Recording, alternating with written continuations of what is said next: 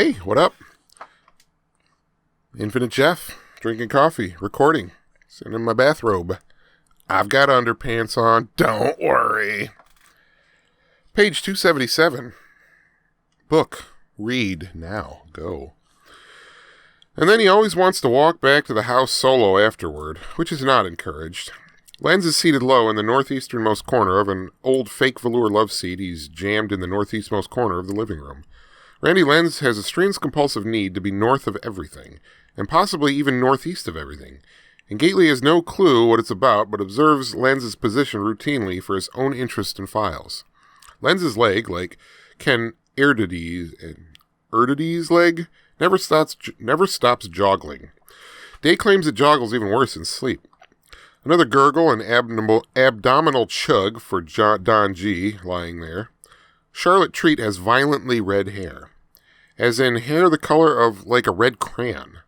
The reason she doesn't have to work an outside menial job is she's got some strain of the virus, or like HIV.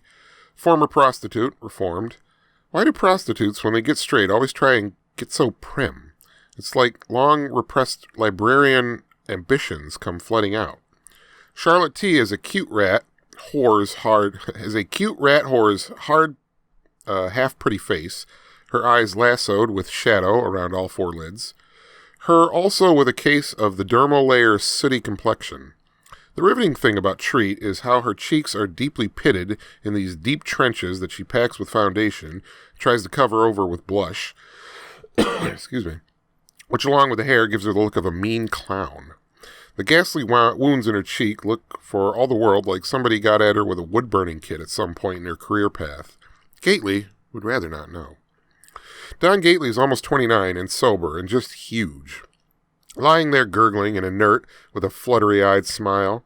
One shoulder blade and buttock pooch out over the side of a sofa that sags like a hammock.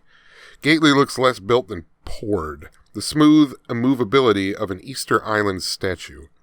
It would be nice if intimidating size wasn't one of the major factors in a male alumni getting offered the male live-in staff job here, but there you go. Donji has a massive square head and made squarer looking by the Prince Valiantish haircut he tries to maintain himself in the mirror to save $. Room and board aside, plus the opportunity for service, he makes very little in it as an Enid House staffer and is paying off restitution schedules in 3 different district courts. He has the fluttery, white-eyed smile now of someone who's holding himself just over the level of doze. Pat Montesian is due in at 900 hours, and Don G can't go to bed until she arrives because the house manager has driven Jennifer Belbin to a court appearance downtown, and he's the only staffer here. Fultz, the female live-in staffer, is at Narcotics Anonymous convention in Hartford for the long Interdependence Day weekend. Gately Personal is not hot on N.A. So many relapses and unhumble returns. So many war stories told with non-disguised bullshit pride. So little emphasis on service or serious message. All these people in leather and metal, preening. Rooms full of Randy Lenzes all hugging each other, pretending they don't miss the substance. Rampant newcomer fucking. There's a difference between abstinence v. recovery, Gately knows. Except, of course, that's the end of page 277. Wow, we're coming up on 300 in a couple weeks. But not even a third of the way through this book after, however, it was February something. It's 9 months of reading this. 1 page at a time, 1 day at a time, more or less.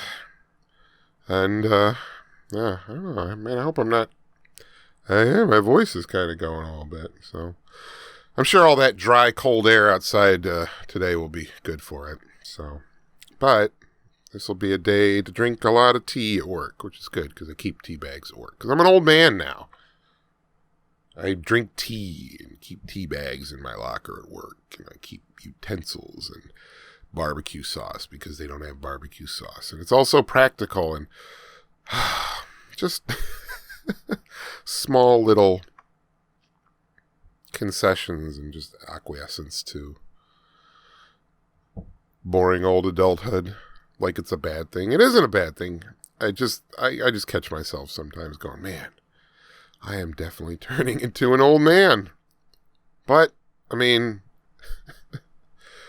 I wouldn't consider myself necessarily a young man anymore, but sliding nicely into middle age, I guess. Without kids, it's different. Like, the signifiers are different, you know? Without kids, it's, because I still feel like a fucking adolescent with my hundreds and hundreds of video games and music and smoking pot all the time, so. What a strange life. Anyway, that was page 277. Good night.